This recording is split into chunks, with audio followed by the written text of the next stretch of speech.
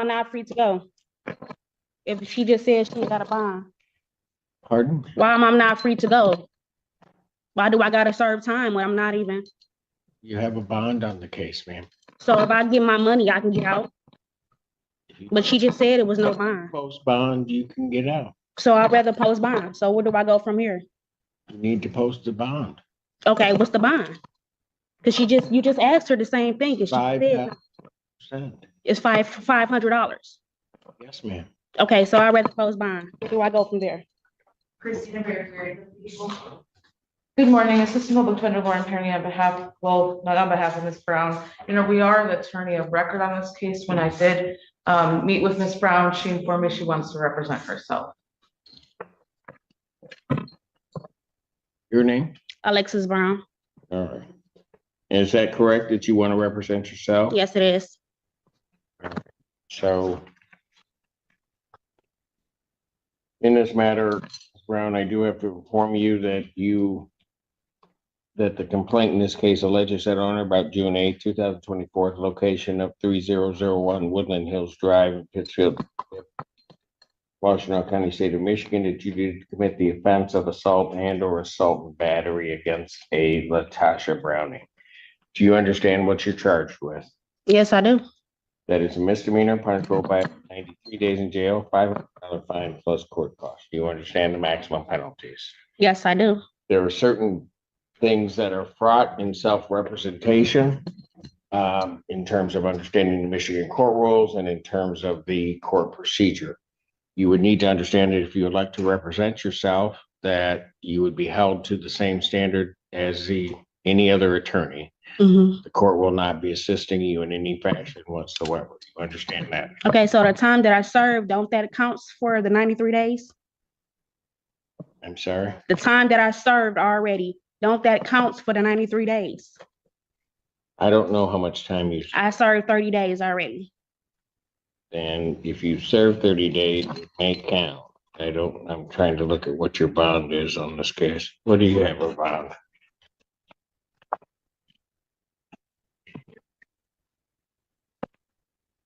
And then no contact with the victim as well. And the monetary amount, 5,000, 10%, then it should count. Yes, ma'am. And so I have a question. So when I was arrested, I wasn't actually told my rights. So ain't that against the law that you wasn't told your rights when you arrested me? Well, not you, but the officer. I cannot. You can't do nothing about it right now? I All right, I just want to state that. I can't answer that. I just want to state it. All right. Okay, Stated. it's on record, right? So Okay. what do you want this set for, ma'am? I mean, Your Honor, we have no offer at this time. Do you want it set for a trial, ma'am? Sure, I guess, I guess. You want a jury trial or a non-jury trial? It doesn't really matter. Well, you've got to make a decision, ma'am. If it gotta go to trial, then it gotta go to trial. Okay. Do you want a jury trial or no trial? It doesn't matter. You have to make a decision, ma'am. It could have a jury, fine, that's fine with me. Jury final settlement conference in this matter will be set for 17th, 2025 at 9 a.m. Jury selection in this matter, October 20th, 2025 at 8:30. Both of those proceedings are in person.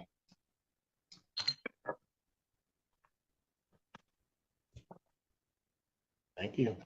So am I free to go? So why am I not free to go?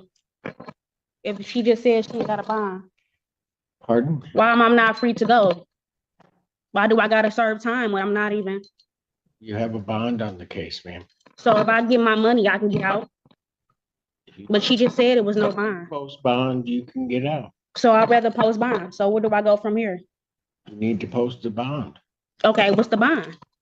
Because you just asked her the same thing. 'Cause she said, 5%. It's $500. Yes, ma'am.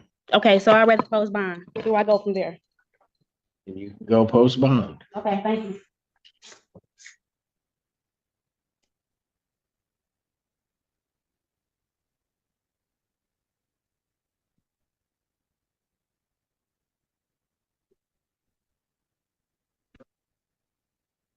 It's your fault, parenting. Your fault. You just like suckered me into that. It's You got up there and then just said, well, we're the attorney of record. oh, we're starting off the morning with a series of bad decisions already. This is wonderful. Yeah, I know, but they're all by parenting. The whole Excellent. McDonald's thing and then this. And... This- Okay, let's try this one. Before he makes more statements. And I did record the, That are false to this. I recorded the call. Criminalizing I himself. recorded the call. In his best interest, he might want to listen to this call before he makes any further statements. You don't know what? That's the third time you've done it. You're gone. Mr. Allen, take him. You better get Mr. Burgess down here because I want to hear those calls because he's interfered with it. And Mary Rubio, on behalf of Mr. Lee, I am standing in for the attorney of record, David Burgess, with Mr. Lee's consent, to my knowledge. Is that correct, sir? That is okay for me to stand in for you right now? Yes, Okay, could you please state your name? thoroughly. What is that noise? Right. Shouldn't you check? I don't feel safe. Why What are is, you just pointing? What? Don't stop this. It'll stop at some point. I feel very safe, Your Honor. Oh, I know. He's like, you are all over it. Yes. All right, go ahead. What are we doing? Well, Your Honor, a few things. First of all, I've been in communication with Mr. Burgess and Mr. Arabo, who is representing the victim of the case, Mr. Quasny. Apparently, Mr. Lee called Mr. Arabo and offered to, in exchange, there's a pending case where Mr. Quasny is the defendant of an AMD against Mr. Lee. Mr. Lee contacted Mr. Arabo and offered to essentially not testify in that case if Mr. Quasny agreed not to testify in this case. There are statements that are essentially saying, in exchange for Mr. Quasny, victim in this case, not testifying, I will also not testify. That is highly concerning, of course. I was given this information yesterday. I asked Mr. Arabo to forward that call to myself, Mr. Burgess, and the officer in charge because we want it documented for potential additional charges. But this all transpired yesterday. We got the recording as of this morning. With that said, of course, I think it's appropriate to have an adjournment. Mr. Burgess agrees with that. But does that recording indicate that? Yes, Your Honor, have either one of you listened? I myself have not listened to the recording. I was just asked to stand in on behalf of Mr. Burgess. He's at a hearing in Lansing. However, I did speak to Mr. Lee about it today. Mr. Lee indicates he indicated some of the content of the conversation to me. He also indicated, just FYI, that he himself recorded it. But just so that I have this right, the defendant, because of something else, is urging, enticing, or in some other way interfering with testimony of witnesses in this Well, case. I can't agree to that characterization because I haven't heard it. I don't know. Well, you want to listen to, because that's what I'm being told. But yes, I understand. I understand that that is what's being presented. I also want to indicate that. Go Go ahead. ahead. I'm sorry. Mr. Lee has indicated to me some things. I have advised him to be careful of what he would want to say to Your Honor, but he seems to feel that he needed to make that phone call because he wants to move to have Mr. Burgess removed and he wants to get a different attorney. Mr. Lee has indicated to me he also wants to address the court. I again did advise him I would not go into the content of that conversation as there could be potential pending new charges. With that said, Mr. Lee, what is it you wanted to say? Yes, Judge, I indicated to, what's your name? Mary Rubio, Ms. Rubio. To Ms. Rubio that for a little bit over a month, I contacted my attorney, Mr. Burgess, and I instructed him to contact the lawyers from both sides, the prosecution and the other side that represented Mr. Kwasny, and I instructed him to offer a plea or to negotiate some sort of settlement, and he indicated that he would do that. He indicated that he had done that. He indicated that he had reached out to Mr. Arabo and the prosecutor regarding making some sort of plea agreement. Him and I discussed what that could be. And so now, fast forward, yesterday, I contacted Mr. Burgess and I said, hey, have you reached out or have you heard anything from Mr. Arabo and the prosecutor? He said, and he indicated that he had not heard anything and that he had reached out to both attorneys multiple times. I knew that to be a lie. I suspected that to be a lie. And I knew that if I were to have him or to ask you to have him removed or substituted, that I would have to prove under Strickland versus Washington that he. I don't know, are you a lawyer? I was, Mr. Lee, no. To my knowledge, no. so I knew that I had to prove that he was ineffective. I knew that I had to prove that our breakdown was egregious. So I recorded the call myself. And I called Mr. Arabo and I asked if Mr. Burgess reached out and discussed any sort of plea negotiations. Mr. Arabo said, no, sir. He had not had any communications with my attorney. So I confirmed with Mr. Arabo that he had not received any communications about any kind of negotiations with any kind of plea agreements on my behalf. I'm so sorry to interrupt Mr. Lee before he makes more statements. And I did record the. That are false to this. I recorded the call. Criminalizing himself. I recorded the call. In his best interest, he might want to listen to this call before he makes any further statements. In the call that was sent to us, there is indication there's no discussion of a plea. Not what was sent to me. That was recorded by Mr. Arabo. There's very clear that there will be no testimony in his case if Mr. Kwasny agrees not to testify in this case. So I have the text Before messages. further false statements are made to the court, which is not necessarily a problem for me, but I want to make sure that Mr. Lee's rights are preserved. I have the text He messages. might want to listen. You don't know what? That's the Report. third time you've done it. You're gone. Mr. Allen, take him. You better get Mr. Burgess down here because I want to hear those calls because if he's interfered with it, that's going to be a whole other issue. I will try to reach him, but I know he is in Lansing, so I'm not certain. Well, even if he appears, right, has Mr. Burgess heard the calls? I don't know, Your Honor. They were sent this morning. I asked Mr. Arabo to send them right away yesterday, and we received them this morning. Mr. Arabo can also be available via Zoom if necessary. All right.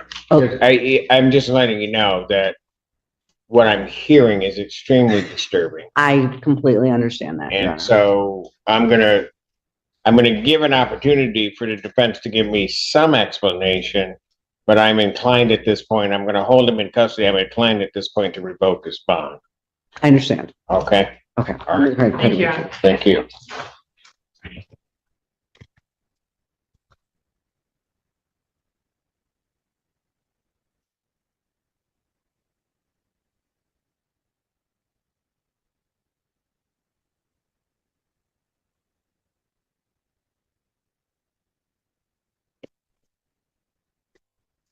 Somebody needs to listen to him. Just listen to it. Have you heard him? Or, Just now. Oscar and I listened to it together. okay. It's like, all right, I'll recall that momentarily. And then everyone else gets folded. Everybody else is holding back.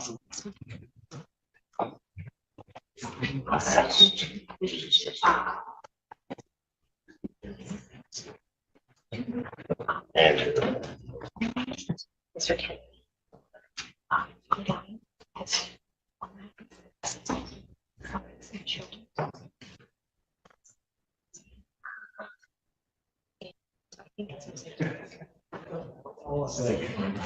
Yeah. Okay. Yep. So this one we're going last.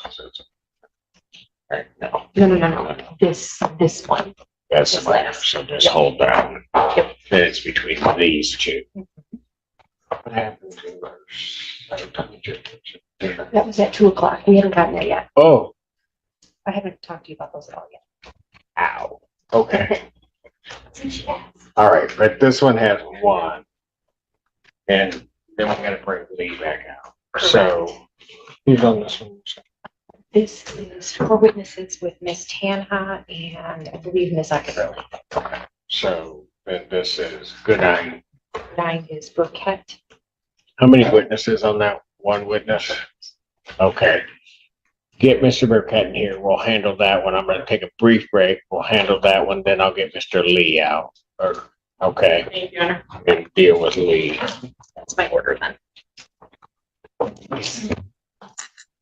right, Court of State Larry Lee. All right. Good afternoon, Your Honor. Marie Tin, Assistant Prosecuting Attorney on behalf of the people. I forgot to wait a second. And Mary Rubio, again, on behalf of Mr. Lee, who is making his way to the podium. Oh, there you Good are. afternoon, Your Honor. May it please this honorable court, Joseph Arabo on behalf of Stephen Quasny. All right. And I'm presuming everybody except the court has heard the phone call. What I heard was, the recording the prosecutor gave me, which appears to be a less than 2-minute portion of a phone call. I think she would agree it's not an entire phone call. That's correct, Your Honor. It's what Mr. Rubble sent me, as well as Mr. Burgess, and law enforcement as of this morning. All right. And that portion of the phone call, as the court is to understand, is basically this defendant speaking with, is it directly with the victim in this case? No. No, An Your Honor. attorney. It's with Mr. Rubble, who's the attorney for the victim. All right. And basically offering to not provide testimony in another case if his client doesn't provide testimony in this criminal proceeding. That is how I would characterize it, Your Honor. If Mr. Rubble has additional information or different information, he's welcome to. Yes. Mr. Yeah, just to clarify the record, that's a portion of a phone call because I didn't anticipate to record the entire thing. I didn't know who was calling me. And then once I realized what this was, which is an attempt to extort and use this other case that he filed against the victim in this matter to use as leverage to have this conversation at a future point in time, I was quick enough to get on my computer and record it so that the court is aware of what's going on in the matter where I represent Mr. Quasny, who's the victim in this matter, which is the first matter before the court. Your Honor, if I may, I really object to that characterization that it was an attempt to extort. I've spoken to Mr. Lee at length about the purpose of the phone call. I also listened to the portion of the phone call. Perhaps the court could listen to it. I do not believe that was what was happening at all. And plus, I don't think there was nothing on there that indicated he was trying to extort this attorney or the complaining witness. Frankly, what Mr. Lee has alleged to me is that he and Mr. Burgess have basically had a breakdown of communication, that he's spoken to Mr. Burgess multiple times, asking him to advocate on his behalf to the prosecutor as well as to this other attorney to try to come up with what he has called, not being a lawyer, using the words a settlement agreement or a plea negotiation. That's what he said to me. And that he had the feeling that Mr. Burgess had not, in fact, made this phone call. So he then called this attorney, and right in the phone call, because it would have been unethical for Mr. Burgess to try to call to try to say my client won't testify in this other matter. Of course. If that, right? That's Well- what Mr. Burgess may not have done. And that may very well be, but Mr. Lee indicates that, and I haven't seen these, he indicates that he has text messages back and forth with Mr. Burgess, and that Mr. Burgess, quote, lied to him about whether or not he made these phone calls. So he indicates the main reason that he wanted to call. That would be irrelevant. I know that, but Judge, trust me, I know that, but I just wanted Your Honor, to if I make may. a record. What, can I just finish though? Let her finish. Mr. Lee Sure. indicated the main purpose of the phone call was for him to find out whether this attorney could verify whether Mr. Burgess called him. If you listen to the call, the portion of this call, it's literally on there. He says, it starts out with him saying something about plea agreements. The call, it's interrupted. And I believe because counsel didn't realize he was going to need to record this. But anyway, it starts out with him, Mr. Lee, saying something about plea agreement, settlement agreement. Was there any, did Mr. Burgess call you to try to, see if I wouldn't testify and then your client wouldn't testify? Yes, he says that. But then he goes on to say, because my lawyer said he called you, and then this attorney confirms what Mr. Lee was trying to find out. And this attorney says, no. You see how easy it was to reach me. I didn't talk to anybody named Burgess. That's what he says. So I'm just indicating that Mr. Lee states that was the main purpose of his call, because he claims he wanted to come in here today and tell Your Honor that he did not want to have Mr. Burgess represent him anymore because he feels Mr. Burgess is lying to him. I'm just representing to you what Mr. Lee has told me. Your Honor, if I may. I'd like to say something. Thank you. Mr. Arabo, it's my turn. One moment. Your Honor. Because apparently that's how it works in this courtroom. Tana says it's her turn, so it's her turn. Go ahead, Miss Tana. Mr. Arabo had some trouble with interrupting. That's only because she's there and I'm not. Your Honor, I don't really, quite frankly, care what's going on with the client relationship with Mr. Burgess, or claims Mr. Arabo was making about extortion. That's not something that people are going to get involved. What I'm concerned about is there is a clear difference between a plea negotiation and two witnesses not testifying, one of them being Mr. Lee, the other one being Mr. Quadley, not testifying in exchange for something. And I agree that the court should just listen to the call rather than us going around calling it different things. What's clear to me is that there is an offer to not testify in exchange for Mr. Quadley not testifying in this case before this court. That is what I'm hearing on that call. That is what's concerning to people, and that's what may bring future charges. We're in an early stages. This needs to go to law enforcement. If it has gone to law enforcement now, and we can follow up. Mr. Arabo. Your Honor, as you know, I'm a defense attorney. I think Ms. Rubio is really grasping at straws here to try to help her client. But here's what it is. It's not a plea. We heard her say plea. A plea means a reduction to something other than what he's being charged with, not a dismissal, which is clearly being indicated in this. Second, what's happened here is you could see clearly there has been a subsequent case filed. I don't know how to slip between the clients, because in over 10 years of practicing, I've never seen something like this, where a victim turns into a defendant. What? During a pending case. Never seen anything like this. So Mr. Lee has done this intentionally so that he can one day use it as leverage to contact me or have somebody else contact me or whoever is representing Mr. Quadley, so that he could use it as a negotiation tactic. And what he's engaged in is third-party communication to get through to Mr. Quadley in violation of his bond. That's number one. He's got a no contact order. Second, this is witness tampering. You don't want to call it extortion. Let's find something else. It is witness tampering. He's trying to tamper with Mr. Quadley using the leverage that he created. And I don't know how the prosecutor's office allowed this to happen. Somebody wasn't monitoring things properly, but this is what's happened. First ever time I've ever seen anything like this, and it needs to be handled. It needs to be handled. It's going to be handled. Okay. Can we listen to the call? Everybody Yes, listen to it already. Can somebody send it to Ms. Weidling, and I will then be more than happy to listen, or if there's an easier way for me to do it, I'll do it. Let's take the defendant back and court listen to the call. I can give my decision. You have to go back. To you. I'll handle that coming back.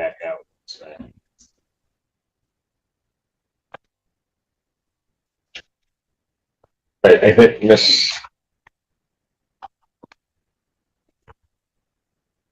Atkins on that. So bring me that. Court's going to stand in recess. Everybody can remain seated. Bring. And I got this here.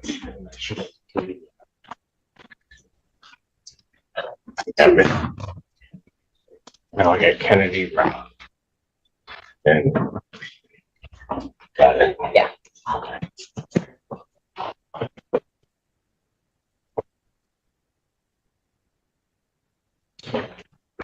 Court does recall the case of the People's State of Michigan versus Larry Lee. Good afternoon, Your Honor. Marie Tanha, Assistant Prosecuting Attorney on behalf of the people. And Mary Rubio on behalf of Mr. Lee, who is approaching. Get your name, please. Clearly. Okay. The issue is in this case that, first of all, we're adjourning the hearing over. I believe we are. That was what I thought we were doing in the beginning. Well, it's got to stay before me. So. I know Mr. Burgess is already going to be here on July 1st. I just wanted to put that out there. Yes, but I'm not on the, Oh, I'm on the bench, but I'm not doing these. okay. So. Set his preliminary examination July to defendant's request, so my next date is July 22nd, 2025, and that's another 12 p.m. start, because God, I love that. All right.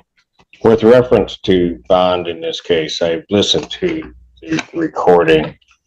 I'm not going to say there's an over-exaggeration or an under-exaggeration. I mean, I think it's relatively clear when somebody very clearly points out an exchange or quid pro quo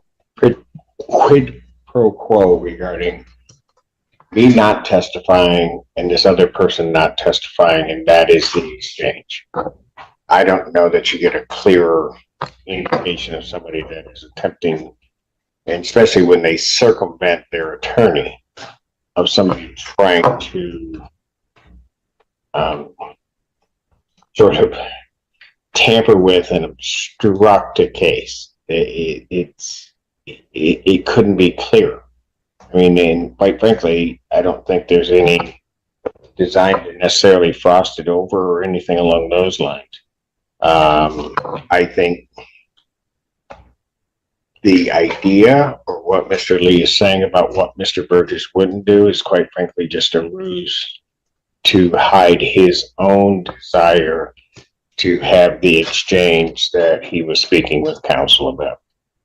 Given that, and the court having heard that, with reference to this case, the defendant's bond is hereby ordered revoked based upon the court's hearing of that bond violation. Your Honor, can I just raise two issues? Before all of this happened, Mr. Lee expressed to me and attempted to express to the court his, as I'm sure the court has gleaned, his displeasure with Mr. Burgess. So I do think there, given some of Mr. Lee's allegations against Mr. Burgess, it may be best if someone else is appointed to the case. I know he doesn't want Mr. Burgess. And that's fine. I don't know whether or not he doesn't want Mr. Burgess or not, because I think, as I'm indicating, I think that notion of Mr. Burgess not doing something and then his checking is simply a ruse for him to try to get the message that I want this quid pro quo, this exchange.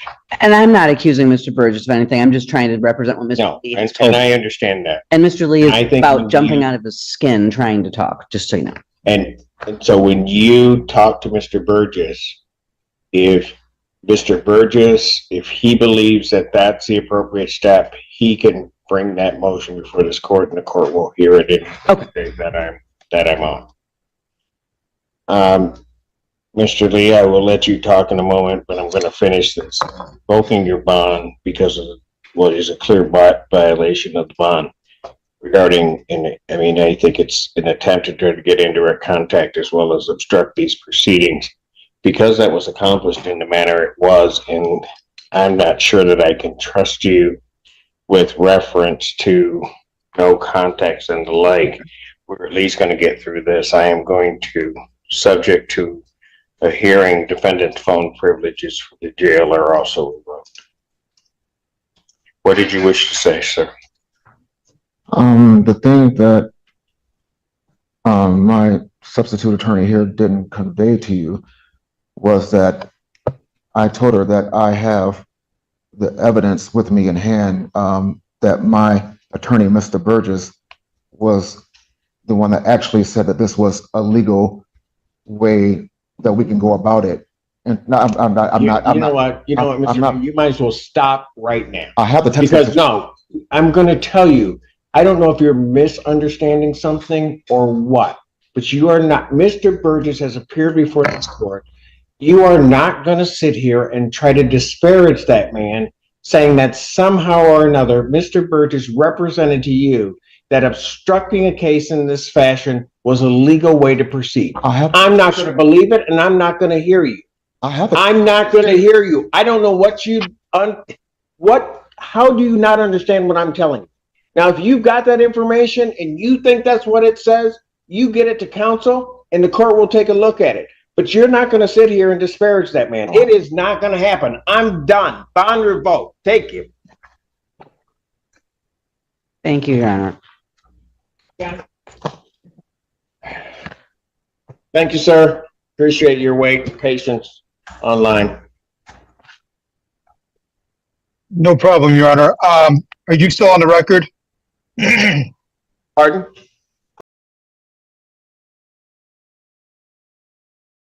This hearing is a textbook example of how quickly courtroom strategy can turn into courtroom disaster. What we witnessed here was not just a disagreement over bond conditions or attorney performance, it was a cascading series of decisions that ultimately convinced the judge that trust had been broken. Let's start with the core issue: bond. Bond exists for one primary reason: to ensure that a defendant follows court rules while their case is pending. Those rules almost always include no contact orders, restrictions on communication, and a clear boundary between defendants and witnesses. The moment the court believes those boundaries have been crossed, bond becomes a privilege that can be taken away instantly, and that's exactly what happened here. The judge made it very clear that this wasn't about exaggeration or misunderstanding. After listening to the recording, the court found what it described as a clear quid pro quo, an exchange where testimony in one case was being leveraged against testimony in another. Whether the defense wanted to label it a settlement, a plea discussion, or something else entirely didn't matter. In the court's eyes, this crossed into witness tampering and obstruction, especially because it was done by bypassing counsel and contacting opposing counsel directly. That detail matters more than many viewers might realize. Courts expect attorneys to act as buffers, not just legal advocates, but safeguards against exactly this kind of conduct. When a defendant circumvents their attorney and inserts themselves directly into sensitive negotiations, judges immediately question intent. Was this confusion? Or was it calculated? Judges rely on credibility, and when a defendant repeatedly speaks over counsel, contradicts the record, or continues making statements after being warned, credibility erodes fast. That erosion showed itself when the judge didn't just revoke bond, but also restricted phone privileges, citing concerns about continued indirect contact. This case also highlights the sharp difference between plea negotiations and agreements not to testify. Plea deals happen between prosecution and defense under court oversight, agreements between parties or witnesses to stay silent. Courtrooms are not just places where facts are debated, they are environments governed by strict procedure and trust. When that trust is broken, even unintentionally, consequences follow swiftly. Bond revocation isn't punishment for guilt. It's the court saying, I can't trust you to follow the rules while this case continues. Now we want to hear from you. Do you think the judge made the right call revoking bond based on the recording? Was this a misunderstanding that spiraled out of control? Or a clear attempt to manipulate testimony? Drop your thoughts in the comments because cases like this spark serious debate. And if you found this case as shocking as we did, make sure to hit that like button, share your thoughts in the comments, and don't forget to subscribe for more jaw-dropping courtroom breakdowns.